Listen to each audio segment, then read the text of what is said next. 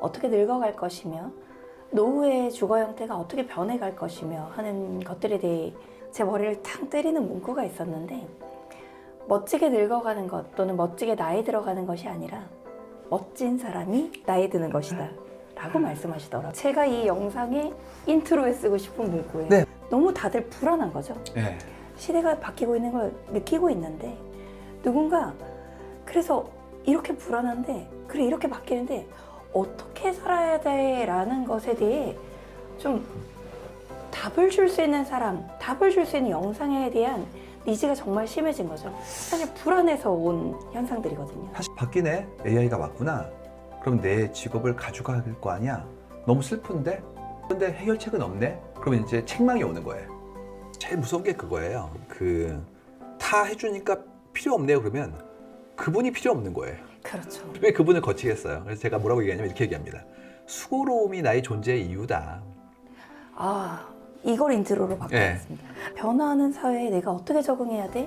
를 고민하는 것도 늦어요. 적응이 포인트가 아니기 때문이죠. AI 시대에 천재적인 인류가 이끄는 새로운 시장의 창출들이 계속 나타날 건데, 그 천재성이 우리가 지금 알고 있는 5개의 선택지 중에 정답을 잘 고르는 천재성이 아닐 것 같다는 거죠. 맞아. 네. 정확합니다. 이지영의 솔로몬. 반갑습니다. 이지영 오피셜의 이지영입니다. 또 솔로몬 시리즈로 찾아왔는데요. 3편에서는 AI 시대의 미래를 읽는 학자 마인드마이너 송기령님을 모시고 핵 개인의 시대, 앞으로 어떤 사람이 살아남고 어떤 사람들과 어떤 기업이 성장해 나갈지에 대한 즐거운 예측을 해보려고 합니다. 이 세상 가장 현명한 대화, 여러분도 모두 솔로몬이 되는 시간, 지금 시작해볼까요?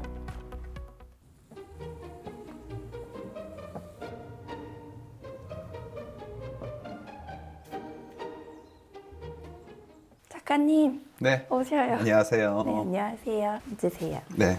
여기 너무 풍광이 좋네요. 네, 높은 멀리까지 곳에 있어가지고. 와주셨어요. 네. 숲이 나오는 거죠. 네, 소풍 오시듯이. 예, 좋습니다. 저희가 이렇게 음식을 준비해봤는데 사실 제가 얘기에 집중하다 보면 잘 못 먹더라고요. 그래서 최대한 가벼운 걸로 이렇게 차려봤습니다. 좋습니다. 사실 고백하고 싶은 게 있어요. 사실 작가님은 지금 제가 처음 뵌 게 아니에요. 최근에 한번 그 AI 관련 컨퍼런스에서 얼굴을 처음 뵀어요. 그때 설명 잘해주셔서 제가 오늘 오게 된 거잖아요. 네, 저도 감사합니다. 감동해서 오게 된 겁니다. 네, 예. 감사합니다. 몇 년 전 강의만 해도 중간관리층 사라질 겁니다. 최근에는 이런 기업 망합니다. 요즘은 모든 기업. 그러니까 사실 그건 제가 뽑은 게 아니라요. 그 썸네일을 만드시는 분들이 좀 더 자극적인 것들을 심지어 하지 않은 단어도 올리시는 건데 맥락상 들어있으니까 네. 누구나 알 수 있는 거예요. 그래서 사실 작가님의 영상을 많은 분들이 좋아해 주시는 이유, 너무 다들 불안한 거죠. 예. 시대가 바뀌고 있는 걸 느끼고 있는데, 누군가 그래서 이렇게 불안한데, 그래 이렇게 바뀌는데 어떻게 살아야 돼 라는 것에 대해 좀 답을 줄 수 있는 사람, 답을 줄 수 있는 영상에 대한 니즈가 정말 심해진 거죠. 사실 불안해서 온 현상들이거든요. 사실 저는 거기에 좀 뭐라고 해야 될까요? 바뀝니다. 지금 시스템이 변화할 것 같아요. 그러면 이제 경각심을 가지시겠죠. 그 다음에 내 불안감을 상대편이 이렇게 일깨웠네? 그런데 해결책은 없네? 그러면 이제 책망이 오는 거예요. 그렇지가 않고 불안감에 대해서 알려줬으니까 나는 그 다음 스텝으로 이제 더 고민을 해봐야지라고 하시면 그때는 발전적 에너지를 얻으신 거니까 결국 주체로 설 수 있는지에 대한 실행력의 차이예요. 네. 그러니까 이런 겁니다. 바뀌네? AI가 왔구나. 그럼 내 직업을 가져갈 거 아니야? 너무 슬픈데? 이 방식이면 이제 박찬욱 감독님의 어쩔 수가 없다예요. 네. 결국 한 명만 남는 거고 나머지 사람들 극 중에서는 굉장히 과장해서 이렇게 제거하는 그런 것까지 나오니까 이건 부당하고도 부도덕하고도 그 다음에 무력한 거죠. 근데 그렇지가 않고 그런 말이야. 내 직업을 증강해서 새로운 기회를 얻어야지 라고 하면 지금 하신 것처럼 전국에 있는 모든 학생들한테 가르치는 선생님처럼 되는 거잖아요. 그렇지가 않고 기존의 교육시장에 머물렀다면 이제는 사멸하는 것이고, 그래서 그만큼의 동력이라는 건 결국 용기, 적응력인데 이거는 모든 분야에서 벌어질 일인데 개인은 아직 예제가 없는 거예요. 예를 들어서 이미 먼저 갔던 분들이 나오셔가지고 내가 해봤어. 이렇게 하면 돼. 알려드리면 그걸 따라가면 되는데 인공지능 자동화가 나온 지가 얼마 안 됐잖아요. 네. 그러니까 어느 누구도 돼 있지 않은 거예요. 근데 이 상태에서 그러면 예제가 나올 때까지 기다리라고 하면 그때는 오히려 경쟁력을 걷지 못한 분들이 새로운 기회에서 이렇게 좌절할 수 있기 때문에 위험해서 말씀을 드린 거였는데 말씀을 드렸더니 어떻게 하라고 이렇게 말씀을 하시면 그때는 정말 좀 당황스러운 일이 벌어지거든요. 근데 지금은 이거는 전환기의 딜레마인 것 같아요. 네. 조금 있으면 예제가 나올 거예요. 똑같이. 근데 사실은 여기도 슬픈 게 그 예제를 통해서 용기를 얻는 건 다행인데 그 방법을 따라할 수는 없어요. 그렇죠. 예, 따라하면 또 그 뭐 대만 왕카스테라나 탕후루가 되니까. 그래서 지금은 벤치마크를 하실 수 없는 상태라는 게 가장 큰 이슈예요. 네. 그냥 각자의 범위에서 내가 새롭게 깨닫고 얻은 것들을 적용해서 내가 제일선으로 가야지. 그렇지 않고 먼저 간 사람을 내가 따라하겠다 하는 순간부터 먼저 간 사람이 본인의 인공지능 에이전트를 100만 개를 늘릴 거기 때문에 거기서 기회를 얻을 수는 없습니다. 네. 저는 이거를 이제 지난번 호명사에서 이렇게 얘기했었어요. 각자가 자신만의 방향으로 방사형으로 뛰면 좋겠다. 지금은 다 같이 서가지고 출발! 그 다음에 1등, 2등, 3등까지만 남고 나머지는 미안해였다면 그게 아니라 출발점은 같은데 뛰는 방향은 전부 다 방사형이에요. 뭐 심지어 360도 넘어갈 수도 있죠. 구로 맞은다면. 그래서 전력질주하면 얼마나 아름다울까에 대한 부분들을 소망을 담아서 썼었습니다. 그래서 저도 이렇게 생각합니다. 사회가 변화해? 변화하는 사회에 내가 어떻게 적응해야 돼? 를 고민하는 것도 늦어요. 적응이 포인트가 아니기 때문이죠. 정말 제가 최근에는 그때 그 헤럴드 기업 포럼에 가서도 이제 학생들의 질문을 받고 얘기했지만 AI 시대에 천재적인 인류가 이끄는 새로운 시장의 창출들이 계속 나타날 건데 그 천재성이 우리가 지금 알고 있는 5개의 선택지 중에 정답을 잘 고르는 천재성이 아닐 것 같다는 거죠. 맞아요. 네. 정확합니다. 네. 그러니까 각자가 저는 믿어요. 받은 게 있단 말이죠. 그 어디선가 받은 게 있을 거예요. 근데 그 재주가 여기 있는 분은 요걸 거고요. 여기 있는 분은 이걸 건데 우린 지금 그거를 짜맞춰가지고 정해진 시간 이내에 답을 내는 걸로 나름의 방식대로 이렇게 분류하거나 혹은 규정했단 말이에요. 이제 그렇지가 않고 받은 재주가 빛날 수 있는 곳으로 각자 뛰는 것이 옳다고 믿고 있고 또 한 가지는 예전까지는 그걸 하기 위한 노력을 원하는 집단이 크게 컸는데 집단이 작아지고 있잖아요. 네. 예전처럼 이렇게 들어올 수 있는 사람의 숫자도 제한된다면 이건 확률이 낮다는 거를 빨리 인식해야 된다고 저는 믿고 있습니다. 네. 그래서 기존까지의 사회가 다수의 대중을 설득하는 데 적합한 사회성을 요구했다면 그게 아니라 정말 말 그대로 나의 때로는 똘끼, 때로는 정말 특이한 튀는 것에서 빛날 수 있을 때 와 빛난다의 동조만 몇만 얻을 수 있어도 네. 그것이 또 하나의 답이 되는 사회를 저희가 맞이한 것 같아요. 맞아요. 그러니까 미디엄 밸류라고 되는 부분들은 AI가 러닝할 거라서 아웃라이어로 움직인 그렇죠. 나의 아웃라이어. 예, 특성 내지는 재능 내지는 수련에 대한 결과들이 이제 쓰이게 될 거고 그러다 보니까 이제 걱정하시는 게 시장의 크기가 작다 이런 고민하시잖아요. 그게 아닌 게 그것이 글로벌이에요 심지어. 그렇죠. 그래서 여기에 머무르지 말고 전 세계 비슷한 주파수를 가진 사람들과 교류하고 그렇죠. 또 한 가지는 이분을 한 번 만나고 그냥 헤어지는 게 아니라 만나고 또 만나고 계속 유지되는 만큼의 팬덤을 가지고 있으면 충분히 잘 살 수 있거든요. 그래서 그 용기를 꼭 가져야 됩니다라고 말씀드리고 있는 중이에요. 그래서 우리가 항상 마주하는 질문, 아마 작가님도 마주하시는 질문일 것 같아요. 이제 자라는 아이들은 우리는 이제 기존에 바뀌기 전의 사회의 마지막 배를 부여잡고 어쨌든 여기까지 왔는데 이제 자라나는 아이들은 탈 배조차 없어져 버렸으니 이 아이들을 학교 공부 열심히 해라라고 말하는 게 답이 아닌 것 같다로까지 부모님들이 느끼기 시작했는데 네. 어떻게 키워야 돼요가 너무 큰 질문인 거예요. 항상 안 빠지는 게 우리 아이들은 어떻게 해요가 그렇죠. 늘 나오거든요. 여기에 제가 드리는 되게 거친 답이 있는데 1번은 뭐냐면 이겁니다. 아이들은 잘 자랄 겁니다 라고 말씀드려요. 왜냐하면 저는 어렸을 때 기억이 있는 게 이런 거 있었거든요. 뭐 단체 기합 이런 것들. 그 다음에 또 선착순 3명 이런 것들. 지금의 교육의 기준으로 본다면 굉장히 거칠고 그 다음에 어떻게 본다면 폭력적인 일들이 막 벌어졌던 거예요. 제일 이해 안 됐던 건 뭐 산반 다 나와 이런 얘기였어요. 왜냐하면 뭐 누군가 무슨 잘못을 했겠죠. 근데 이건 연대 책임을 물은 거잖아요. 연주화제예요. 그래서 그 집단주의 안에서 심지어 학생들 한 분 한 분의 이름을 부르지 않고 뭐 27번 이렇게 불렀고 이게 전부 다 그 인권 내지는 공정성에 대한 부분들을 좀 많이 이렇게 누르는 교육이었단 말이에요.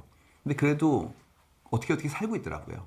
그래서 우리가 리질런스도 있고 그 다음에 사회변화 속에서 새롭게 얻는 지혜도 있고 그리고 무엇보다도 가지고 있는 또래 집단과의 교류를 통해서 성장하는 것도 있으니까 교육이라든지 환경에 대한 부분들이 좀 미비했을지언정 잘 살아남았단 말이죠.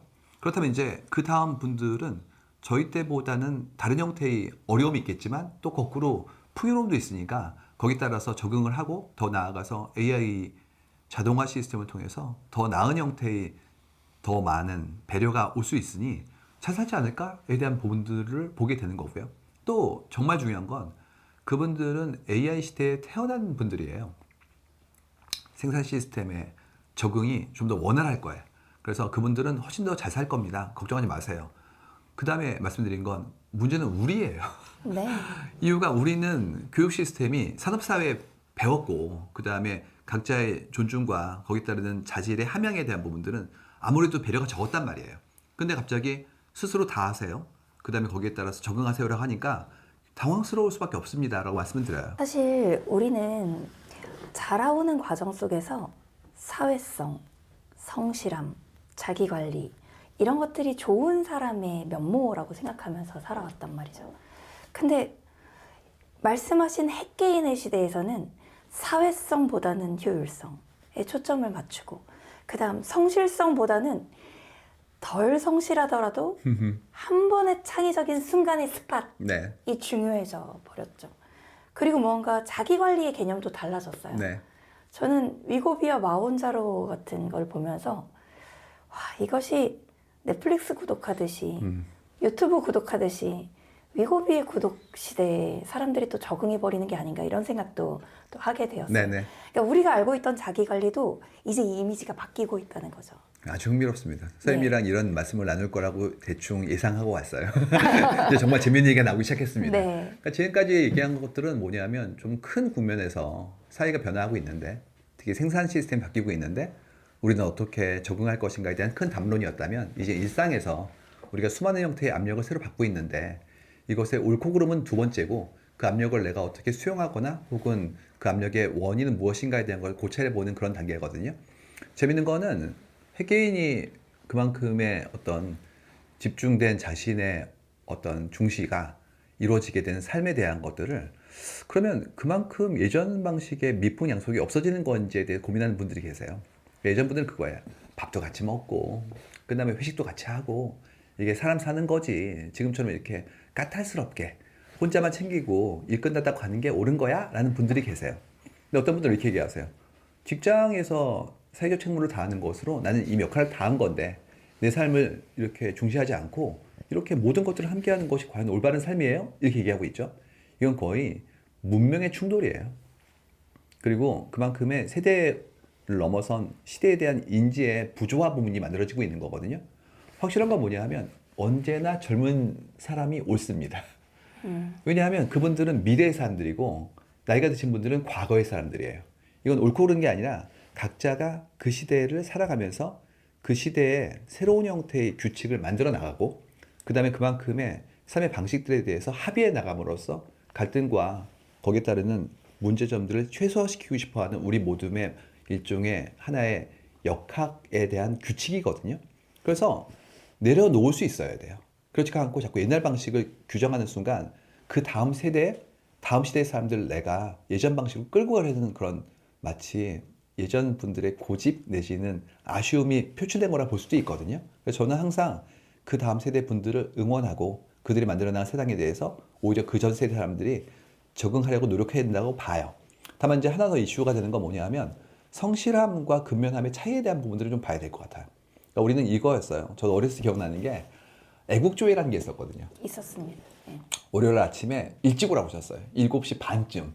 그래가지고 뭐라 하냐면 군대 사열처럼 도열을 해가지고 이렇게 움직이는 것들을 줄을 맞춰서 이렇게 계속해서 얘기했었어요. 이 모든 게 전부 다 어떻게 본다면 예전에 군사문화, 내지는 산업사회에서 일찍 와서 시간 맞춰서 일하는 공장의 규칙 같은 것들을 지금 전수하는 거였거든요. 근데 이제는 생산은 그렇게 안 하잖아요. 그렇기 때문에 이제 더 이상 그런 것도 안 하고 있죠. 그러면 그 모든 게 바뀐 규칙인데 어떤 분에게 그게 성실해 보이는 거예요. 근데 저는 그거를 뭐라고 해야 되나요? 그냥 근면함의 일종으로 봐요.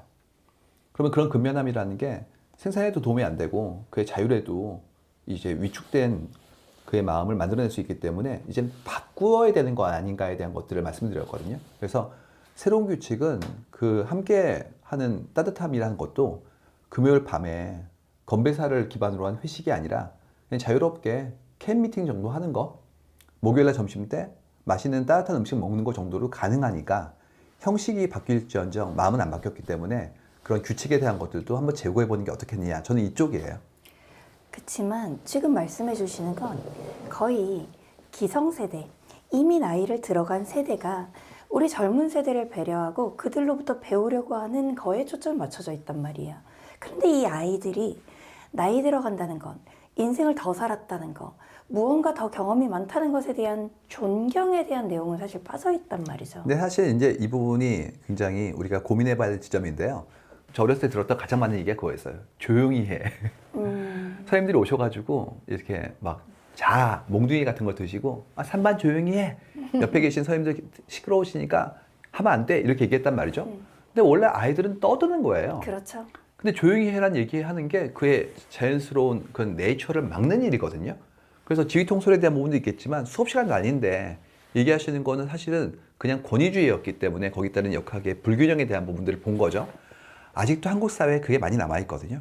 한국에 있는 분들이 재밌게도 교통사고 나도 몇 살인지 묻는데요.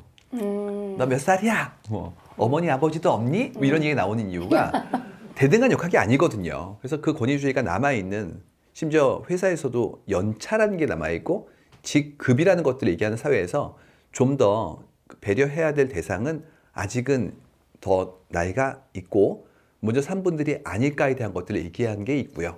당연히 예절이 없고 대등함에 대한 부분들을 배려하지 않는 새로운 세대가 있다면 역시 그분들도 말씀을 들어야 되겠는데 아직까지 이쪽이 크기 때문에 그걸 좀 더 중시해서 말씀드린 거예요. 이해했어요. 최근에 제가 작가님의 글 또는 영상에서 상당히 관심 있게 봤던 부분이 이제 어떻게 늙어갈 것이며 노후의 주거 형태가 어떻게 변해갈 것이며 하는 것들에 대해 이야기를 하시는 영상들이었어요. 그 영상에서 제 머리를 탕 때리는 문구가 있었는데 멋지게 늙어가는 것 또는 멋지게 나이 들어가는 것이 아니라 멋진 사람이 나이 드는 것이다 라고 말씀하시더라고요. 선생님은 진짜 날카로우신 게 제가 이제 글을 쓰기 위해서 공부를 계속 하거든요. 그러면 이제 제 스스로가 모르거나 혹은 잘못 생각했던 것들을 바로잡는 과정인데요. 그거를 이제 저 혼자 해봐야 소용이 없으니까 선배 스승들도 계시지만 함께 공부하는 도반들과 계속해서 세미나를 해요. 근데 그때 제일 재밌는 게 이런 식이에요. 비슷해요. 그냥 식탁에 앉아가지고 이런 막 핑거푸드 같은 거 먹고 그러다가 어느 순간인가 맞아 이거였구나 하는 순간이 있어요. 유레카 같은 건데 네. 그때 딱 떨어졌던 게 바로 그거였어요. 바로 네. 이 문장이었습니다. 그러니까 우리가 계속 같이 공부하고 감화되고 그 다음에 많이 깨닫고 그러면은 이걸 통해서 교양되어지고 옛날 말인데 교양을 얻게 되는구나 였어요. 근데 보면 볼수록 그렇지가 않고 이분 생애에 걸쳐서 거치셨네. 그 다음에 이분은 10대이신데도 불구하고 이미 성숙해서 그만큼의 식견과 품위가 있는 이런 분들을 너무 많이 보게 된 거예요. 봤더니 품성, 그가 했던 생각의 발음, 그의 환경적인 형태의 어떤 뭐라고 해야 되나 행운 이런 것들이 포함되면서 그야말로 근기 있는 분이 꾸준히 본인 삶 만들어가는 걸 알게 된 거예요. 멋지게 나이 드는 게 아니라 멋진 삶이 나이가 든 거라고 이제 이걸 알게 된 거죠. 네. 근데 예전엔 그걸 몰랐었던 게 젊었을 때 만났던 분들과 나이 들어 만난 분이 좀 다를 수 있으니까 이게 트래킹이 안 됐던 거예요. 지금은 생애 데이터가 나와요. 그래가지고 그런 거 있잖아요. 뭐 유명해져서 여러 활동하신 분들이 계신데 알고 봤더니 학폭에 연루돼 이런 거 나오잖아요. 네. 지금 생애 기록이 나오게 된 거예요. 네. 옛날엔 그게 왕이나 굉장히 그런 높은 직위에 있던 신하분들만 그 사초에 남겨져서 우리의 실록에 남았는데 지금 모든 분들이 남기 시작했거든요. 그래서 정말 잘 살아야 됩니다라는 걸 알게 돼서 그걸 이제 쓰게 된 겁니다. 네. 근데 우리가 멋진 사람이 된다는 것 얘기를 좀 해보자고요. 제가 사실은 제일 많이 듣는 얘기 중에 하나가 저렇게 똑똑하면 뭐해? 혼잔데. 혼자 늙어갈 텐데. 혼자가 나쁜 게 아닌데? 그 얘기를 좀 설득력 있게 해주시면 안 돼요? 저는 이제 비혼부터 그다음에 대한가족에 그전엔 졸혼까지 데이터를 먼저 봤던 사람이에요. 제가 한 15년 전쯤에 새롭게 일본에서 쓰이는 단어가 있는데 졸혼이라고 그래가지고 그게 뭐예요? 그랬더니 Graduation of the Marriage라고 했다는 거예요. 그래가지고 이런 게 있어요? 그러면서 데이터를 봤죠. 그랬더니 그때도 한국의 징후가 좀 보이기 시작했거든요. 그래서 삶의 방식 자체가 다양해지고 있고 여기에 따른 사람들의 뭐 수용이라든지 혹은 거기에 따르는 여러 가지 새로운 규칙의 정의라는 것이 굉장히 긴밀하구나라는 걸 보게 된 거죠. 근데 계속해서 보면 볼수록 뭐가 나오냐면 이게 나오는 거예요. 일종의 사회 안전망으로서의 가족이라는 기능이 예전같지 않다라는 걸 보게 된 거예요. 여기는 또 뭐가 있냐면 국가주도의 개발주의라는 게 선행되어 있고 맞습니다. 그다음에 도구적 가족주의라는 게 포함되어 있죠. 또 한 가지는 사회적 압력이 있어요. 이런 게 있습니다. 취직해야지. 왜요? 그래야지 부모님 봉양할 거 아니야. 충효예라는 게 기본적인 우리의 도리였단 말이에요. 사실은 그거는 다른 국가에서는 그게 안전망에 포함되는 건데 한국은 그렇지가 않고 너의 도리로 얘기를 했단 말이에요. 근데 그런 것들이 너무나 큰 압력으로 들어왔고 또 어렸을 때부터 착한 아이는 이걸 해야 돼 라는 규칙으로 들어오면서 내가 죄책감을 갖게 된 게 K 장녀의 컴플렉스까지 나오게 된 거예요. 네. 그래서 그 모든 게 사실은 개인의 문제가 아니라 우리 구조의 문제였다는 거를 얘기했고 여기다 또 저출생이 들어오죠. 예전 같았으면 6명 정도의 아이들이 부모를 봉양했는데 그것도 짧은 기간 동안에 이젠 그렇지가 않고 한 분이 있는데 이분이 부모님을 막 앞으로 60년간 봉양해야 되면 물리적으로도 어렵잖아요. 이 모든 걸 바라보면서 이거는 지속 가능하지 않구나. 그럼 새로운 규칙이 나오겠구나. 그런데 핵개인의 시대에 홀로 늙어간다는 것의 의미는 그게 같이 있기 위해서는 동지와 커뮤니티의 개념이 매우 중요해질 거라고 저는 생각하거든요. 지금 고민이 시대예보가 지금 매년 나오고 있는데 네, 첫- 제가 예. 지금 보여드릴게요. 가져왔어요. 지금 네. 보시면 첫 번째가 시고요. 네, 두 번째가 대고요. 네. 세 번째가 예로 돼 있어요. 그래서 지금 고민은 이제 예까지 나오니까 보는 언제 나와요? 언제 나와요? 네. 모르죠. 네. 근데 확실한 건 뭐냐면 제가 공부한 게 좀 쌓이면 낼 수 있으니까. 근데 그 중에 하나가 외로움 얘기가 좀 있을 것 같아요. 그쵸. 핵개인이네? 핵가족보다 작네?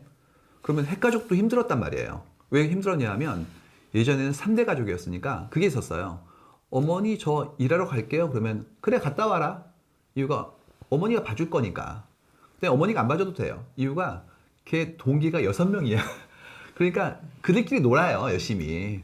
그 다음에 심지어 옆집에 사촌이 있어요. 네. 합치면 10대 명 돼요. 네. 그러니까 우리 애가 어딨지? 걱정할 필요가 없는 게 사촌이 보겠지 뭐. 그리고 사회성?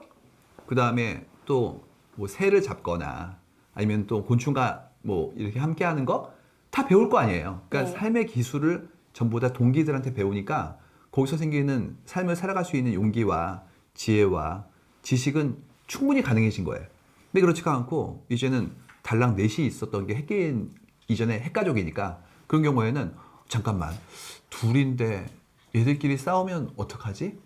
그 다음에 어머니 아버지가 둘 분 다 일하러 가시면 이 친구들 낮에 안전이라든지 교육은 어떻게 해야 되는 거지? 이러면서 이제 외주화가 일어난 거예요. 어린이집, 그 다음에 방과 후 교실, 그 다음에 심지어는 뭐 다양한 형태의 어떤 그런 학원들이 전부 다 그때 나온 거란 말이죠. 보육 교육이 합쳐졌으니까 그것도 힘들었는데 심지어 혼자예요. 네. 그러면 이제 이분이 아프면 도대체 누가 돌봐주지? 네. 그 다음에 더 나이가 들어서 외로워지면 어떡하지?에 대한 것들이 나올 거 아니에요. 그래서 나왔던 게 뭐였냐면 그 다음에 호명사회였어요. 다 핵개인인데 나도 핵개인, 당신도 핵개인. 그러면 우리끼리라 좀 잘 지내자. 예전에 식구들끼리 뭐 경제 공동체이자 그 다음에 안전망이었기 때문에 안 되면 뭐 식구가 봉양하거나 지원해주지 이거였어요. 근데 이제는 너도 혼자 나도 혼자니까 어떡하지? 그럼 우리끼리 잘 지내는데 근데 그때 상하가 있으면 아무래도 어렵지 않니? 그렇기 때문에 서로 이름 불러주자. 이게 호명사회예요. 그래서 대등한 연대에 대한 것들을 고민해 본 거죠. 그럴 때 뭐가 나오냐 하면 근데 말이야 내가 너한테 뭘 부탁했고 네가 나한테 뭘 부탁했는데 이제는 AI가 나왔는데 그러면 굳이 부탁할 필요 없는데 그러면 너와의 관계도 좀 예전처럼 끈끈할 필요가 없는데 이럴 수가 있어요. 제가 들었던 얘기 중에서 그 얘기 있었어요. 부자가 되면 당신 굉장히 외로워지는데 이런 이론이 있다는 거예요. 무슨 얘기냐면 이런 얘기를 해요. 제가 옆집에 가가지고 얘기하는 겁니다. 나 도끼 좀 빌려줘. 그러면 이 친구가 그래 빌려줄게 이런단 말이에요. 그러면 이 친구한테 잘 보여야 돼요. 내가 빌릴 게 있으니까. 이 친구 똑같이 저한테 와가지고 난 말이야 홈이 좀 빌려줘. 그러면 제가 툴툴거려도 아쉬운 게 있으니까 받아간단 말이죠. 근데 부자가 되면 이런데요. 도끼 좀 빌려줘. 그냥 사지 뭐. 그 다음에 이 친구가 저한테 뭐라 그러면 필요 없어. 이유가 나 너한테 원하는 게 하나도 없는 게 뭐 도끼건 홈이건 다 살 수 있으니까 너는 말이지 나한테 예쁜 얘기 해야 될걸? 이렇게 얘기한다는 거예요. 그럼 이 친구도 마음이 안 좋잖아요. 이유가 나한테 툴툴거리고 나한테 필요한 얘기도 안 하니까 어느 순간 소원해진다는 거죠. 결국 그래서 나중에 부자가 되면 외로워진다는 그 이론이 있다는 거예요. 그거 보면서 어떤 생각이 들었냐면 부도 내 외로움에 방어막이 안 되거든요. 그럼 해야 될 일은 뭐냐 하면 내가 그에게 늘 잘하고 상대도 날 잘해가지고 가족 이상의 새로운 연대가 있어서 그걸 이제 대한가족일 수도 있고 공동체일 수도 있고 어떻게 새롭게 관계성을 정립하고 외로움이라든지 혹은 그걸 넘어선 새로운 연대를 고민할 것인가에 대한 것들을 저도 고민 중이에요. 그래서 그게 시대보에 나올 수도 있고 아니면 그 이후에 다른 글로 나올 수 있지만 어쨌든 지금까지는 뚜렷한 대안은 없는 상태고 앞으로 고민하게 될 거다라는 건 알고 있습니다. 다만 이러한 흐름은 있죠. 본인의 취미, 네, 본인이 즐겨하는 운동, 네, 본인의 관심사 위주로 인간관계가 재편되기 시작할 거고. 정확합니다. 취향과 조회로 흐른다. 네. 그리고 그 취향과 조회는 대등한 연대로 간다. 네. 이제 이게 요즘에 러닝 크루부터 다양한 모색들이거든요. 네. 그래서 지금 선생님 말씀하신 대로 우리는 이미 시작한 거예요, 모색을. 네. 근데 다만 그 형태와 관습이 지금의 우리가 생각하는 획개인적인 사고와 접목되어 있는 건 남을 거고 그렇지가 않고 조기 축구회처럼 뭐 회장님이 연장자이시고 그 다음에 총무는 심부름꾼 되고 축구한 다음에 앉아서 사우나 후에 술을 마시는 형태는 없어질 거니까 어떻게 새롭게 정의할 거니까에 대해서 우리는 모색 중인 거죠. 근데 많은 사람들이 도심을 떠나 휴양지 같은 데서 정말 그림 같은 별장에서 이렇게 살고 싶어도 그것에 대한 관리의 불편 그리고 외로움과 맞아요. 의료 서비스의 맞아요. 그 거리 네, 때문에 아마 주저하게 될 텐데 그 니즈는 계속 있을 거거든요. 그렇습니다. 근데 분명히 이 말씀하시는 것 또는 이제 책에 쓰신 것들을 보면 결국은 도심지의 그 의료 서비스와 편의 그 안에서 형성되는 가까운 커뮤니티와 케이터링 이런 것 때문에 결국은 도시의 노인들이 남게 되지 않겠냐라는 말씀도 하시긴 맞아요. 그러니까 이제 이게 전 이건 필드 스터디에서 나온 것들인데 저는 이제 워낙 산업계에서 먼저 일을 해서 많이 배울 수 있는 행운이 있었기 때문에 그분들의 특징이 어떤 거냐면 지금이 아니라 미래를 위해 투자하세요. 그래서 뭐 개발 사업 같은 경우에 뭐 이런 식이에요. 아, 우리가 물류를 많이 하겠네. 전자상거래 때문에.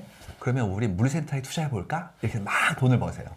그 다음에는 도심에 쇼핑몰들이 생겼는데 예전에는 말이야 물건 사는 곳이었는데 지금은 그렇지 않고 가서 놀기도 하고 그 다음에 또 여러 가지 교류도 하고 이러니까 복합 쇼핑몰이 되겠네. 막 돈을 버세요. 이런 식이거든요. 그분들이 지금 관심 가지는 게 뭐냐면 시니어 타운이에요. 그렇죠. 이유가 인구가 늘지 않고 있네. 그 다음에 우리의 많은 분들이 이제 고령화로 접어들고 있네. 이분들은 심지어 도시에서 태어난 분들이고 그 다음에 이분들이 소득도 높고 그 다음에 자산도 있으시니까 어떻게 할까? 그랬더니 이분들이 아이고 지역으로 안 가시겠네. 이유가 출발이 도시야. 문화를 중시해. 뮤지컬, 연극도 보셔야 돼. 그 다음에 무엇보다도 교류한 대상 자체가 도시에 있는 분들이야. 그렇기 때문에 이제는 시니어타운도 도심에 있어야 되고 병원 옆에 있어야 되고 오히려 호텔을 바꿔서 그런 거 만들어 볼까? 이런 얘기가 나온 지가 벌써 한 10년 됩니다. 이게 유추의 힘이기도 하지만 거꾸로 사회에 대한 이해이기도 해요. 그래서 재밌게도 비즈니스 하는 분들이 상당히 사회에 대한 이해를 원하고 있어요. 그래서 많이 도움을 주실 수 있을 겁니다. 네. 그쪽으로 돈이 흐르니까요. 그렇죠. 근데 문제는 이 모든 담론에서 의료, 문화, 본인이 익숙한 생활 공간이라는 건 있지만 정신적 구심점 얘기는 또 다른 문제인 것 같아요. 이제 근데 그 다음이 이제 그렇게 나오는 건데요. 이게 너무 흥미롭게도 우리의 욕망이 더 팽창되고 있는 거예요. 그러니까 예전에 이런 식이었어요. 계속해서 저는 그야말로 뭐 지역 이전의 말은 시골에 있었죠. 얘기하세요. 목가적이고 그 다음에 자연도 너무 멋지고 이랬단 말이에요. 근데 그분들 같은 경우에 원하셨던 게 피자, 햄버거 이런 거는 뭐 굳이 난 필요 없는데 예전에 그거 있었잖아요. 그 집으로라는 영화가 있었는데 아이가 막 울잖아요. 뭐 치킨 먹고 싶어 했더니 할머니가 백숙해 주신 거. 네. 그러니까 경험에 혹은 기대에 대한 게 그렇게 화려하지 않으니까 삶이 가능한 거였거든요. 이제는 안 돼요. 이유가 우리가 너무 많이 누려본 거예요. 그러니까 뭐가 나오냐면 건강도 중요하지. 하지만 그만큼 문화에 대한 것도 포기하지 못하지. 뿐만 아니라 의료는 무조건 시간 이내에 갈 수 있어야 돼. 이게 올라오면서 지역에 그만큼 수요가 줄면서 거꾸로 의료 시스템은 더 공백이 생긴 거거든요. 그래서 이게 역방향으로 못 가요. 우리 원래는 그래요. 우리 욕망 계속 팽창하기 때문에 문제는 그렇게 많은 팽창의 욕망을 고르게 우리가 수용하거나 아니면 제공할 만큼의 인구가 모수가 만들어지지 않고 있는 거예요. 이거는 어쩔 수가 없는 겁니다. 그래서 정확히 저희는 알아요. 어떻게 될지를. 그래서 많은 분들이 감내하실 수 있는 것도 있지만 그 숫자나 혹은 범주가 더 넓어지고 있다면 나의 삶에서 어떤 형태의 선택할지에 대한 것들도 꾸준히 관찰하시고 그 다음에 계속해서 궁리해 보셔야 돼요. 네. 저도 그래서 사실 주변에 돈 얘기하는 거 좋아하시는 분들 같이 이야기를 하다 보면 결국은 한국에 어디가 남을 것이냐에 대한 얘기를 할 수밖에 없죠. 결국은 어렵죠. 왜냐하면 네. 그 부분은 이제 지역에 계신 많은 분들과 또 자신의 삶을 어떻게 살 건지를 이제 드디어 고민을 많이 해보셨거든요. 많은 분들이 이제 뭐 은퇴 내지는 다음 스테이지의 삶을 준비할 만큼 한국의 고령화가 빨라지고 있으니까 고민인데요. 다행히도 하나 좀 행운이 온 게 한국이 멋진 곳으로 인식되면서 전 세계에서 관심을 가지는 분들이 방문이 가파르게 늘고 있어요. 네. 이건 최근 데이터인데 작년도 8월 달부터 갑자기 구글 트렌드에 코리아 트래블이라는 그런 검색어가 막 폭증하기 시작했어요. 네. 그래가지고 지금 전 세계에서 오시는 분들이 엄청 늘고 있거든요. 젊은 분들이고 여성들 많으시고 그 다음에 이분들이 전 세계 많은 국가에서 동시에 오시기 시작한 거예요. 재밌는 건 오셔가지고 단순히 뭐 성수동, 명동만 가시는 게 아니라 북촌, 서촌에 도심을 벗어나서 지역의 방문까지 늘기 시작했어요. 왜냐면 이분들이 처음에는 3일, 5일 그러다가 어떤 분은 보름 한 달, 심지어 뭐 2달 머무르는 분이 생기신 거예요. 그러다 보니까 서울도 많이 가봤는데 지역은 어떤가? 라고 보셔가지고 찍어서 올리시는 것들이 늘기 시작했거든요. 어쩌면 이게 한국에 온 굉장히 우연한 행운일 수 있어요. 그럼 이제 우리가 고민하고 있는 최소한의 모수가 있어야 경제 시스템이 운영되는 그런 부분들의 범주가 늘어날 수도 있거든요. 근데 그럼 해야 될 일이 뭐냐면 이겁니다. 그러면 한국에서 태어나지 않고 국적이 아닌 분들이 오셨을 때 그분들을 환영하는 태세가 돼 있는지, 그다음에 그분들이 머무르면서 느껴지는 어려움이 있는데 우리가 그거를 좀 더 개선하거나 수용하고자 하는 의지를 가지고 있는 건지, 더 나아가서 그분들이 와서 머무르면서 정주할 수도 있지만 아닐 수도 있잖아요. 오셨다가 가실 수도 있고 친구분이 오실 수도 있고 혹은 머무르는 행위를 좀 더 확장해가지고 여기에 연을 맺을 수 있는데 그 모든 경우에 대해서 우리가 포용할 수 있는지에 대한 것들이 그나마 온 행운을 이어나갈 수 있는지에 대한 어떤 관건이 될 것 같아요. 그래서 앞으로 저는 조심스럽게 포용성, 개방성, 그 다음에 그걸 기반으로 했던 새로운 형태의 어떤 과감한 혁신의 혹은 개혁의 의지가 우리의 미래를 가리지 않을까에 대해 생각도 하는 중이에요. 아마도 많은 학자분들이 또는 많은 지식인들이 한국의 출산율의 반등은 어렵지 않냐라는 생각을 전제로 하고 계신 것 같아요. 지금의 그 관광산업도 어찌 보면 이 내려가고 있는 출산율의 반등을 전제로 하기보다 다른 형태의 한국의 부흥 네. 방안인 것 같아요. 저는 그거를 이제 첫 번째 시대에 벌써는 이렇게 얘기했어요. K는 대한민국이 아니다. 우리 보통 K 그러면 Republic of Korea를 생각하는데 그렇지 않고 Korean Way, 그다음에 코리안이라는 정체성을 가지고 싶어하는 다양한 국가에서 오신 분들도 포함시켜야 되는 거 아닌가에 대한 것들을 말씀드렸고요. 경량문명에서는 이거를 경량문명 코리아라고 얘기를 했거든요. 그러면 범K라는 게 만들어질 것 같아요. 그래서 국적과 무관하게 본인이 정서를 가지고 있는 분들은 이제는 K의 범주에 포함시켜서 그분들과 교류하면서 자연스럽게 우리가 가지고 있는 우리만의 독특함, 그다음에 우리가 늘 주장하고 있는 우리의 고유함에 대한 부분들을 좀 많이 펼치자 이런 얘기를 좀 드렸거든요. 그래서 남은 건 그거인 것 같아요. 이제 한국 밖에 계셨던 분들이 우리의 삶을 좀 좋아하시고 사랑하시는 것 같은데 그 사랑을 우리가 받고 그다음에 거리낌 없이 껴안고 돌려드릴 수 있을 만큼의 새로운 각도를 가질 것인가에 대한 부분들을 좀 봐야 될 것 같아요. 왜냐면 우리가 계속 배웠던 것들이 독립국가 민족에 대한 자긍 때문에 네. 좀 편협한 부분들을 받아온 것도 사실이니까 이제는 많이 바뀌었지만 네. 어떻게 그런 부분들의 금기나 혹은 한계를 넘어갈 것인가에 대한 것들을 좀 고민해 봐야 될 것 같습니다. 말 그대로 코리안 지인에서 유전자에서 오는 확장이 아닌 코리안 밈 또는 코리안 소울의 영역에서의 확장을 얘기하고 싶으시죠? 맞아요. 그리고 또 한 가지는 이게 있어요. 지금까지는 뭐 이민이라든지 뭐 취업을 기반으로 했던 이주에 대한 것들이 다 경제적인 형태의 이득과 손해에 대한 걸로 많이 오해가 됐던 거예요. 이제 그렇지가 않고 그냥 좋아서 오세요. 네. 저희가 데이터 속에서 바라보는 게 그냥 좋아요. 심지어 이것도 있어요. 한국에 가면 모두 다 남성이건 여성이건 아름다우신데요. 코리아 글로우업 나오고 네, 맞습니다. 막 그런 것들이 엄청 나오거든요. 그래서 한국은 예쁜 곳이야. 뭐 그 산천뿐만 아니라 풍광뿐만 아니라 함께 사는 삶의 방식도 예뻐. 이런 게 나오면 선망성이거든요. 근데 저는 어렸을 때 기억이 항상 뭐 멋진 패션 그런 티셔츠에는 써 있었어요. 런던, 뉴욕, 파리 이렇게. 맞아요. I 드디어 love 이제 뉴욕. 그렇죠. 네. 서울이 나왔는데 이런 선망성이라는 게 우리의 노력도 있지만 우리가 가지고 있는 고유성이 이제는 빛을 발할 만큼 우리가 세련돼진 거거든요. 그러면 그 선망성을 기반으로 했던 산업을 넘어서 교류에 대한 것들도 이제는 과감하게 수용하자는 생각을 하는 중이에요. 근데 좀 안타까운 건 저희 세대도 그렇고 이전 세대 분들이 가지고 있는 컴플렉스가 있어요. 너무나 GDP 낮았고 환경이 척박했던 세대를 살았기 때문에 나도 모르게 우리 걸 좀 폄하하는 그러한 그늘이 좀 안에 요만큼 남아있거든요. 근데 있는 그대로 우리를 보여준다는 것.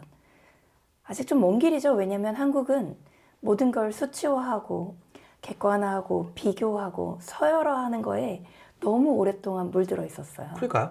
제가 봤던 제일 재밌는 게 그 얘기였어요. 시내에 오셔가지고 해외 사진작가가 어디 찍을까를 막 고민하고 있을 때 한국 분들이 빌딩 이렇게 모셔가서 이거 멋지지 않냐고 그랬을 때 뒷골목 가셨대요. 그래서 네. 뭐 전신주 있고 네. 니온 사인 있고 네. 오래된 굉장히 낮은 건물을 보면서 이런 거 처음 봤다고 사진 찍었다고 얘기했거든요 근데 그거를 뭐라고 부르냐면 사이버펑크 코리아라고 불러요.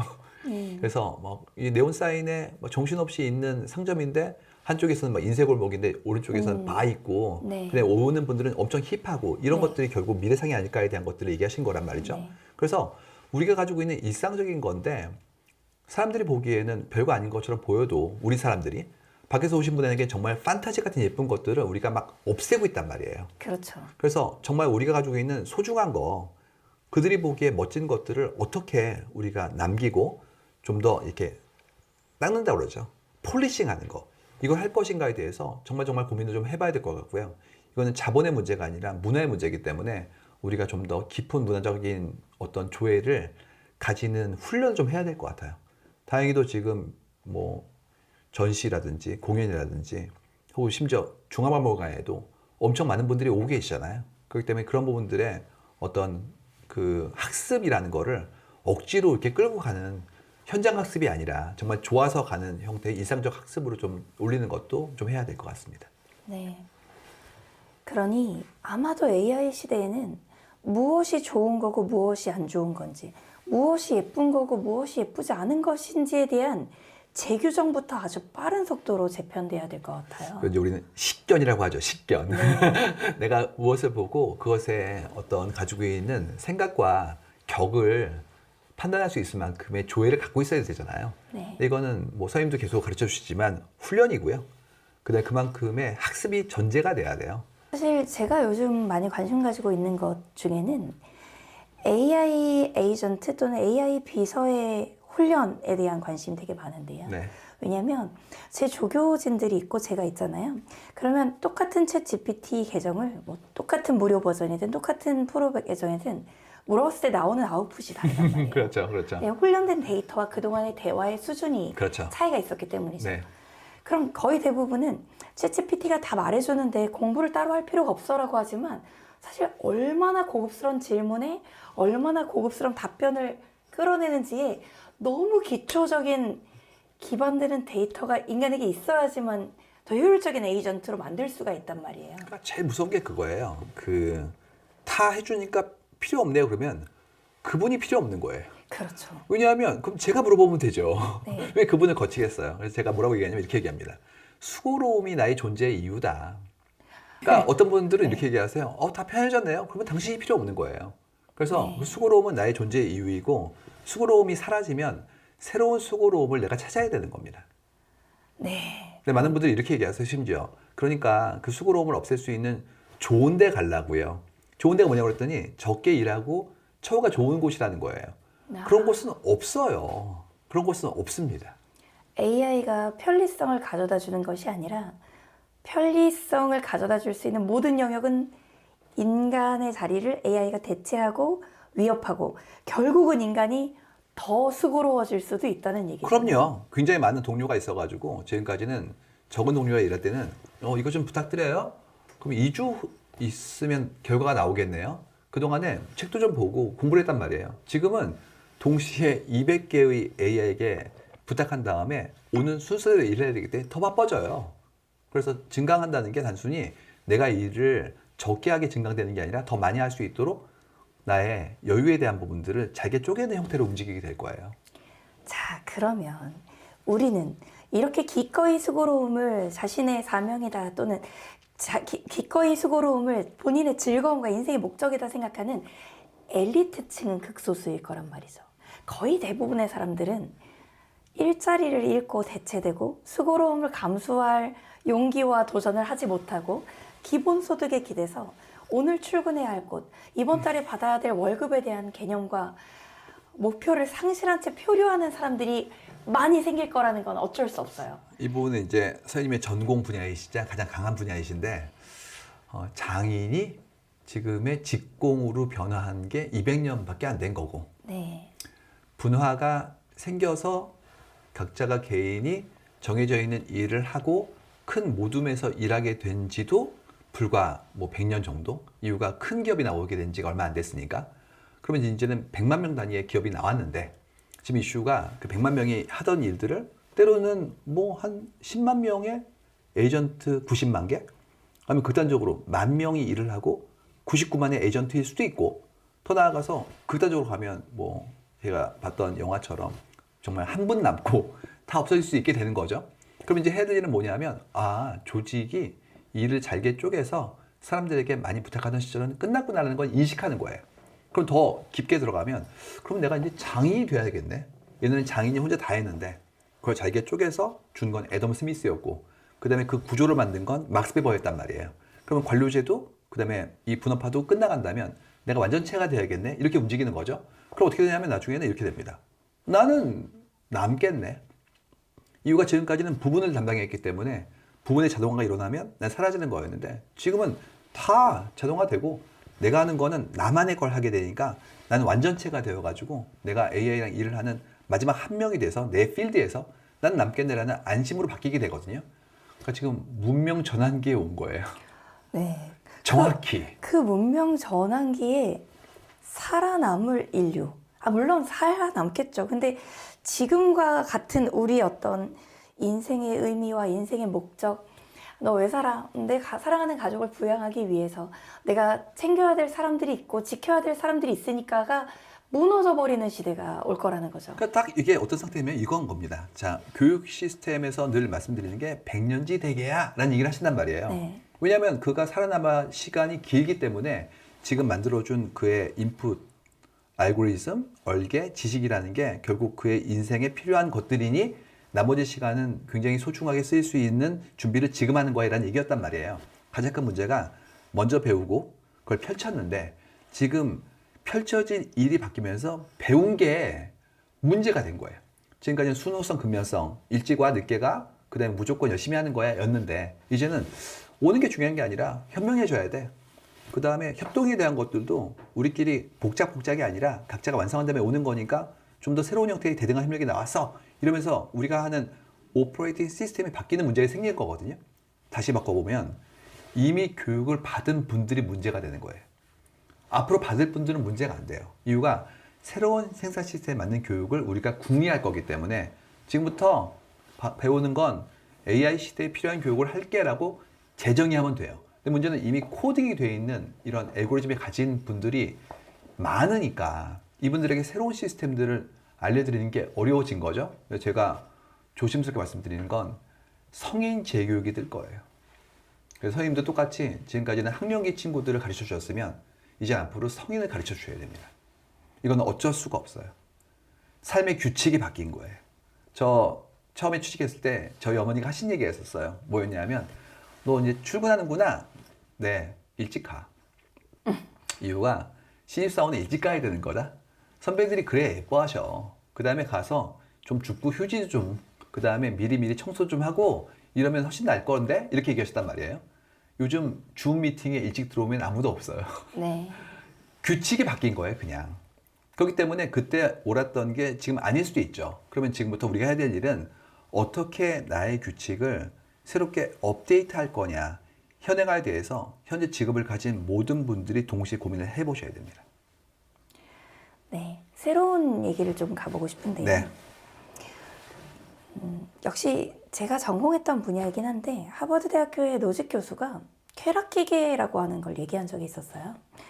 현실의 이 삶과 쾌락기계라고 하는데 들어가서 시뮬레이션만 느끼면서 오직 쾌락만을 느끼다가 죽어가는 것 중에 무엇을 선택할 것이냐의 질문에 그 교수가 활동하던 1970, 80년대의 하버드 학생들은 전부 다 현실을 선택했단 말이에요. 네. 시뮬레이션은 가짜니까. 네. 그 쾌락은 거짓 환상이니까 고르지 않겠다 했거든요. 제가 최근에 많은 대학들의 강의를 나가면서 대학생들에게 비슷한 질문을 해봤거든요. 네. 유튜브 쇼츠, 인스타 릴스, 틱톡과 같은 도파민이 팡팡 터지는 영상들만 보면서 아무것도 안 해도 기본소득이 보장되는 삶과 뭔가 기존의 사회 시스템대로 출근하고 퇴근하고 일하고 노동하는 삶 중에 둘 중 하나만 골라야 된다면 뭘 고르냐. 정말 90%가 도파민 터지는 삶을 선택하더라고요. 흥미롭네요. 인류가 달라졌다는 거죠. 저는 그래서 이게 침팬치가 인류를 지배하는 영화가 있었는데 혹성탈출. 네, 저는 혹생탈출 시리즈 중에 네. 침팬치의 지능이 뛰어나지고 인간을 가축화하는 현상을 네. 본 적이 있었어요. 근데 저는 최근에 이 젊은 세대의 그 어떤 영상의 취향, 그 공간, 그 몰입된 이 작은 사각 화면 안에서의 자신의 삶을 상당히 많은 부분이 이렇게 네. 투자하고 있는 걸 보면서 AI 발달로 인한 인간의 가축화라고 하는 게 가속화되는 건 아닌가라는 두려움을 가지고 있는 사람 중에 하나거든요. 그러니까 선배들 특히 뭐 그 엄청난 문호들, 그다음에 SF 작가들, 영화 감독님들이 대단한 천재라고 느끼는 게 네. 우리가 겪을 수밖에 없는 일들을 미리 과감하게 보여주잖아요. 맞습니다. 전 매트릭스 시리즈 좋아하는데 거기서 사이퍼가 하는 얘기가 있어요. 이 스테이크 가짜지. 하지만 나는 이거를 느끼고 싶어. 그래서 결국 동족을 배신하는 작업들을 한단 말이에요. 그때 이제 갈림길인 거예요. 말씀하셨던 그 쾌락기계랑 똑같은 결정을 네. 한 거죠. 근데 그 매트릭스가 나온 게 93년도가 4년도가 막 그랬을 거예요. 그 당시에는 이제 드디어 월드 와이드 웹이 막 나오려는 시점이었고, 네. 그 다음에 인터넷이라는 건 이미 존재했었고, 뭐 이런 상태였단 말이에요. 우리는 이제 본 거예요. 얼마나 자극이 강해질 것인가. 그때만 하더라도 그 자극이라는 게 기껏해야 뭐 킬로바이트 단위의 모뎀으로 통신했었기 때문에 그 자극이 크지 않았단 말이에요. 근데 지금 맞아요. 증강돼 있고 더 하이퍼 커넥티비티의 AI까지 나오면서 이제는 영화를 AI로 만드는 게 가능해졌단 말이에요. 네. 그러면 어떻게 될 거냐면 증강된 게 뇌파까지 들어오면 네. 실제와 현실을 구분하기 어려워지는 일이 그렇죠. 벌어진 거죠. 이게 기술의 발전과 거기 따른 도파민이 지금 키워드로 올라갈 만큼의 자극에 노출된 지금 시대를 표현해 주는 게 있죠. 근데 거기 안에 더 들어있는 게 또 뭐가 있냐면 무력감이라는 게 있어요. 예를 들어서 서사가 이게 있었습니다. 굉장히 훌륭한 학교에 합격하셨군요. 대단하시네요. 세상을 가진 것 같죠. 그 다음에 취직은 너무 쉬웠죠. 저희 때는 취직이 되게 쉬웠어요. 이유가 GDP는 그로스는 컸고 한국 산업화가 만들어졌기 때문에 굉장히 네. 빨랐고요. 네. 또 한 가지는 기대가 낮았어요. 다 어려웠어요. 그러니까 월급을 주는구나 대단하다. 그 다음에 뭐 분당 아파트 그때 뭐 그 연봉이 한 2천만 원 정도일 때 분양가가 4천만 원이었어요. 그러니까 2년 모으면 샀어요, 분당 아파트를. 이 모든 게 전부 다 기대값으로 올라가니까 나아질 거야 라는 생각이 있었던 거예요. 이유는 기저가 낮고 그 다음에 그로스는 커지고 있으니까 거기 디퍼런스라는 건 커졌고 이런 상태였거든요. 근데 지금의 시대에 많은 그런 새로운 사회에 들어오시는 분들은 GDP는 이미 높아진 상태고 그 다음에 실물 가치가 이렇게 막 많이 양적 완화로 커지면서 본인이 닿을 수 있는 건 멀어져 보이고 그 다음에 학력은 이제 오히려 대학을 안 나온 사람의 숫자가 더 적잖아요. 그렇기 때문에 더 이상 내 안녕함을 보장할 수 있는 어떤 특권은 절대 아닌 거고 이러면서 무력감을 느끼고 계신 것 같아요. 그러니까 정확히 얘기하면 기술의 발전보다 오히려 내 삶에서의 어떤 기대값과 거기 따른 현실의 불일치에 대한 것들이 그만큼의 선택에 대해서 좀 약간 냉소적인 형태에 보이지 않을까에 대한 부분입니다. 실제로 느끼셨던 것보다 그 무력감이 표출되는 방식 중에 하나가 아닐까 싶은 생각이 좀 있어가지고요. 해야 될 일은 뭐냐면 둘 중에 하나일 것 같아요. 하나는 기회와 새로운 형태의 어떤 성취를 더 할 수 있는 사회로 움직이거나 근데 그건 또 성장주의로 가는 거고 그게 아니라 삶이란 무엇인지를 깊게 성찰해 볼 수 있는 형태로 우리가 성숙해지거나 이유는 그로스가 영원히 있을 수 없고 이미 북구유럽은 그거를 겪었단 말이에요. 그래서 그분들은 오히려 자기 삶으로 들어가서 그만큼의 일상을 소중히 여기고 삶과 일의 밸런스에 대한 것들을 미리 고민하는 분들이 있었단 말이죠. 그래서 이제는 좀 그런 부분들을 좀 돌아봐야 될 것 같아요. 네, 맞습니다. 네. 재밌네요. 네, 저랑 얘기하는 분들 재밌어 하십니다. 재밌어요. 제가 관심을 가지고 있던 키워드들을 쏙쏙쏙 잘 주고 계세요. 네, 다행입니다. 제가 경량 문명이라고 하는 것을 GPT에게 요약을 해볼래? 라고 얘기를 했어요. 그래서 사실 제가 이런 질문도 해봤어요. 마인드마이너 송기령 작가와 이지영이라는 AI 윤리에 관심을 가지고 있는 사람이 만나서 1시간 동안 대담을 할 거야. 어떤 어젠다로, 어떤 이야기를 하면 좋을 것 같니? 라고 물어봤더니 GPT가 이렇게 대답을 해줬어요. 잠시 제가 원고를 좀 첨부하겠습니다. 좋습니다. 말씀하시는 동안에 먹어야겠네요. 네, 좀 드세요. 네. 맛있어요. 네. 저도 그럼 하나 먹겠습니다. 잠시만요. 저도 말하는 직업이고 선생님도 말씀하시는 직업이니까 네. 둘이 앉으면 하루 종일 떠들 수 있을 것 같아요. 그러니까요. 일단 GPT가 던지는 이 주제들을 조금 한 번만 얘기해 보고 싶은데 네. 둘이 토론할 때 일부에서 AI가 기술의 문제냐 인간 이해의 문제냐를 꼭 토론해 봤으면 좋겠대요.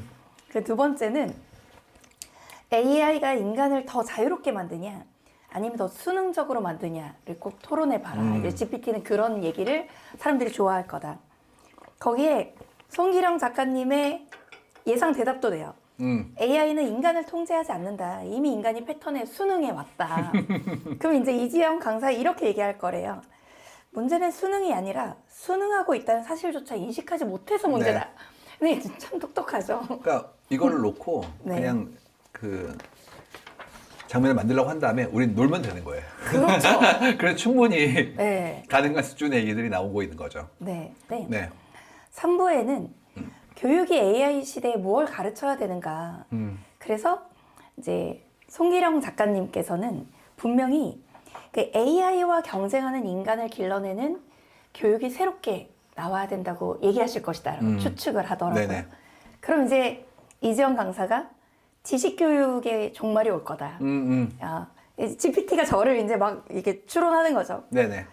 분명히 판단을 훈련하고 의미를 구성하고 그리고 자기 서사, 내러티브를 만드는 교육, 자기만의 스토리가 있는 사람을 길러내라는 얘기를 이지영 강사는 네. 분명히 송기령 작가 하고 싶을 것이다. 근데 제가 여기서 놀란 거예요. 네. 서사 이게 나온다. 그러죠. 네. 네. 왜냐면 제가 GPT에게 평소에 그런 얘기를 하지 않았거든요. 네.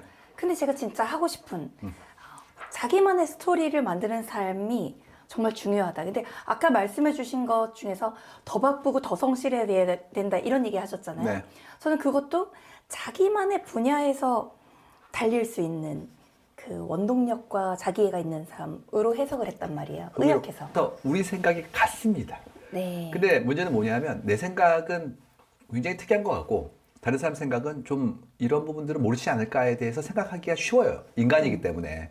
나의 생각은 정말 유니크하고 다른 분들은 이 관점은 없으시겠지 생각하는데 절대 아니거든요. 네. 저는 그걸 이제 20몇 년간 분석하면서 알게 된 거예요. 우리는 매우 똑똑하고 그 다음에 슬기롭게 헤쳐나갈 방법을 알고 있어요. 근데 이렇게 대규모로 동시에 이런 변화에 대한 합의가 이루어지면 어쨌든 바뀌어요.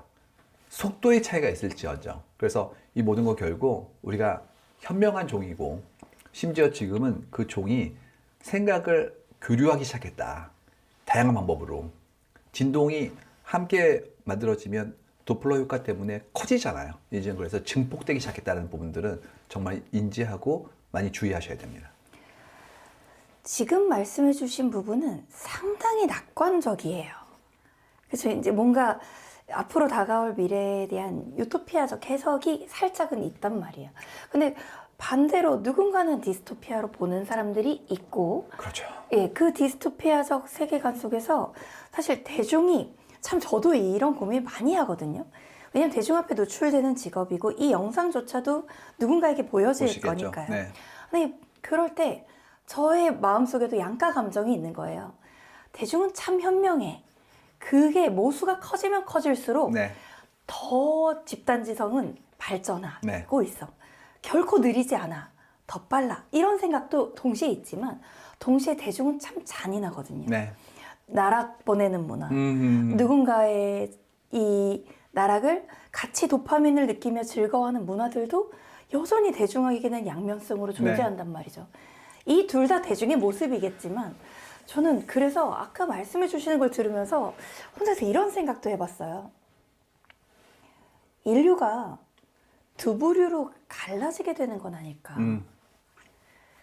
정말 현명하고 미래에 대한 관심사를 가지고 발전해 나가는 새로운 신인류의 어떤 리더들과 아니면 변치 못하고 도태되면서 기존 문화에서 그 타성을 벗어나지 못하는 이 문화가 나뉘게 되는 그런 불상사가 오는 건 아닐까. 지금 위험성이 없진 않은 게 이것 때문이에요. 우리가 경제 시스템에서 서로 자원을 주고받는 것들을 어떻게 할지에 대해서 많이 고민하잖아요. 뭐 계획해서 좀 드릴까? 아니면은 각자가 그만큼의 성취를 하면 그 결과를 서로 이렇게 교환하면서 거기에 따르는 부를 나눌 수 있는 시스템을 만들까? 엄청나게 많은 그런 국가들이 실험을 했단 말이죠. 근데 지금은 우리가 원하는 재화의 크기가 커진 거예요. 예전처럼 이렇게 밥 먹고 잘 자고 이걸 끝나는 게 아니라 해외여행도 좀 가보고 싶고 차도 멋진 거 있으면 좋겠고 이러면서 그만큼 많은 양을 요구하니까 그 부를 어떻게 창출할 것인가에 대해서 고민하고 그 다음에 그 창출된 부를 어떻게 사회에 나눌 것인가에 대해서 또 좀 더 치열해지고 있거든요. 근데 지금 상태는 뭐냐면 생산 시스템이 바뀌고 있는 거예요. 예전엔 그냥 모이지 뭐 같이 하지 그러다가 아니야 이제는 로봇을 할 수 있을 것 같은데 그럼 나는 많은 고용이 필요 없어. 그리고 내가 창출한 부를 내가 가져가도 정당한 거 아닌가? 이 순간부터 그야말로 양극화 내지는 그만큼의 공정성에 대한 새로운 기준이 요구되는 거거든요. 어쨌든 합의는 할 거예요. 근데 그 과정이 힘들 거예요. 맞습니다. 예, 그 과정이 굉장히 아플 거고 그럴 때 우리는 어떻게 슬기롭게 안전판을 좀 준비하고 그 다음에 누락되거나 낙오되는 분 없이 갈 수 있도록 서로를 다독일 것인가의 문제가 있거든요. 이거를 아주 거칠게 얘기하면 인류에게는 풍요로워지기 때문에 축복인데 잘못하면 나한테는 재앙일 수도 있어요. 그렇죠. 그래서 전환기에 정말 현명해져야 된다라는 얘기를 저는 좀 용기를 드리고 싶었어요. 왜냐하면 다 지금까지 잘 살아오신 게 95년도에 웹이 나오고 2007, 8년도에 스마트가 나오고 초연결 기반으로 했던 자동화, 지능화가 나온 건 지금 2020년도에 왔기 때문에 우리가 몇 번이고 혁신을 온몸으로 감내한 사람들이에요. 한국 분들이 진짜 빠르시거든요. 챗 GPT 사용하는 레이트가 전 세계 대비 제일 높은 나라 중에 하나예요. 1위라고 들었어요. 네, 2,100만 명 이상이 되니까. 네. 그래서 저는 이 얘기입니다. 용기를 잃지 마시라는 거예요. 물론 어려움이 있을 것 같아요. 근데 어려움이 있으니까 어떻게 라고만 점철하면 잘못하면 그 전환기에 내가 전부나 어려운 상황에 빠질 수 있기 때문에 용기를 드릴 테니 한번 해보셔라. 그리고 각자의 범위에서 증강이 이루어지면 그만큼 경쟁력이 배가 되는 건 정확한 참인 명제이기 때문에 절대 낙오되지 마시라고 용기를 드리는 입장에서 조금은 긍정적인 부분들을 말씀드린 거고요. 거꾸로 우리 사회가 한꺼번에 봐야 될 건 지금 말씀하신 것처럼 여기에 따른 불일치가 분명히 존재하기 때문에 어떻게 우리가 새롭게 합의할 것인가에 대한 부분들은 절대 놓치면 안 되는 주제라고 볼 수가 있습니다. 그래서 저는 다른 어떤 시대보다 앞으로 다가올 AI 시대가 현자를 필요로 하는 시대, 오피니언 리더의 역할이 그 간극을 좁힐 수 있는 그런 시대가 아닌가라는 생각을 많이 해봤어요. 그러니까 보통은 뭐 리더라는 분들이 여러분이 계신데 저는 이제 요즘 보고 있는 저희 데이터에는 리더가 각자의 리더라는 얘기를 막 하기 시작하신 거예요.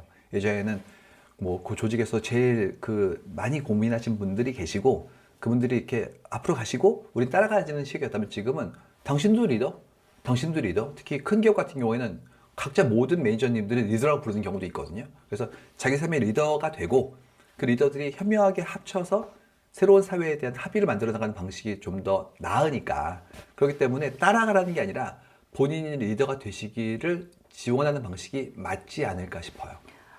너무 좋은 담론입니다. 사실 이렇게 이야기하는 동안 이런 생각이 들었어요.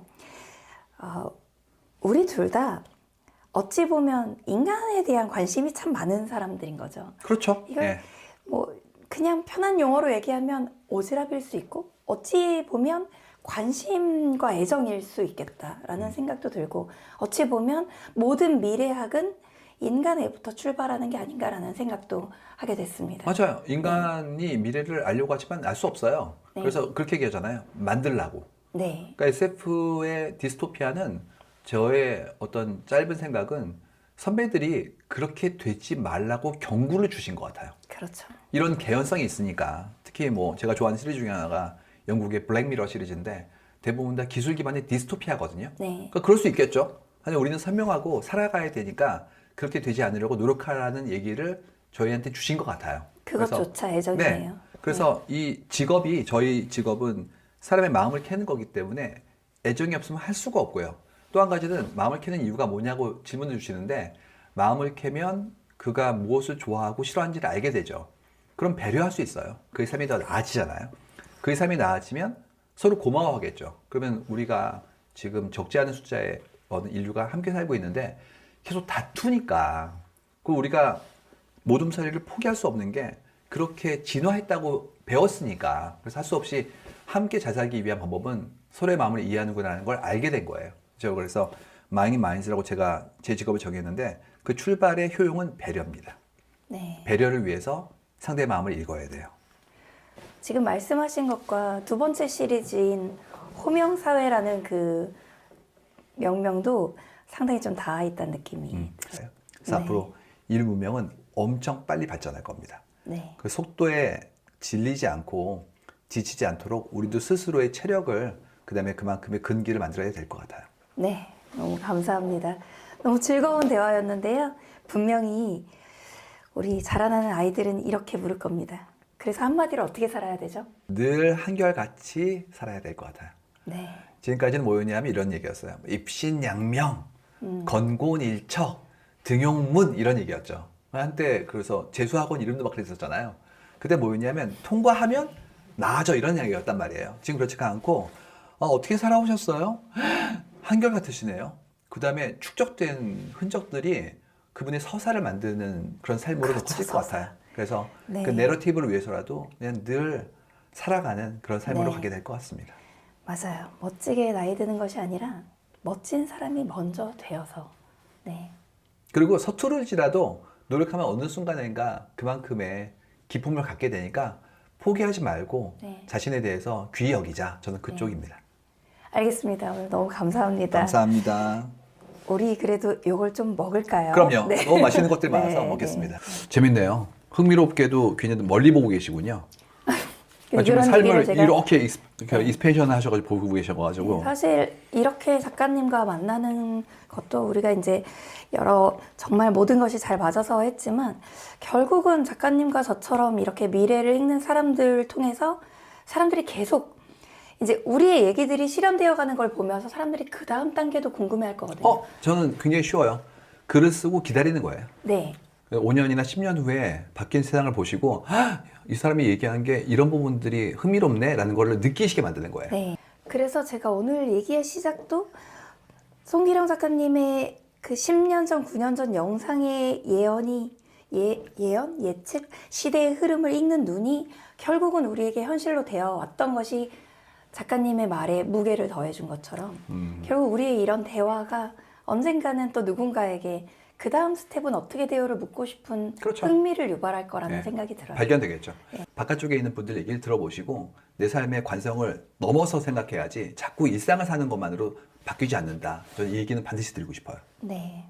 선생님 얘기를 들으시기 바랍니다. 감사합니다. 제가 송기령 작가님을 먼저 봤던 것은 세바시 강연에서였어요. 그때는 다음 소프트 부사장님으로 그리고 또 데이터 전문가, 빅데이터 전문가로 소개되어 있었는데요.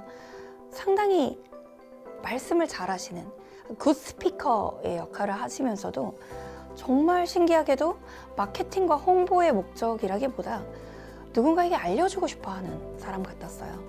무엇을 알려주고 싶은지에 대해서 상당히 귀 기울여 듣게 되고 그 메시지 안에서 나의 삶에서 지금 당장 변화해야 될 것과 행동해야 될 것을 찾을 수 있게 만드는 말 그대로 어떤 오피니언 리더로서의 역할을 하고 계신 것 같다는 생각이 들었습니다.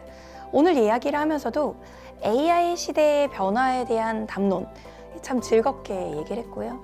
또 분명 시니어들을 위한 새로운 교육이 필요하다는 얘기도 너무 흥미롭게 들었습니다. 우리 주니어들에게 새로운 기회를 창출하기 위해 우리 시니어 세대에는 무엇을 해야 될까에 대한 고민이 충분히 필요하다 이런 생각을 했던 것 같아요. 제가 이 솔로몬이라는 시리즈를 통해서 이야기 나누고 싶은 사람들, 그들과 얘기하고 싶은 주제에 가장 적합한 게스트였다고 생각합니다. 또 만나 뵙고 싶습니다. 네. I learned to walk when I was 1 beneath the Oklahoma sun. And from that day, I started taking my own route. I learned to read when I was 2, and I believed it all was true. Too young to fill my mind with questions and with doubt.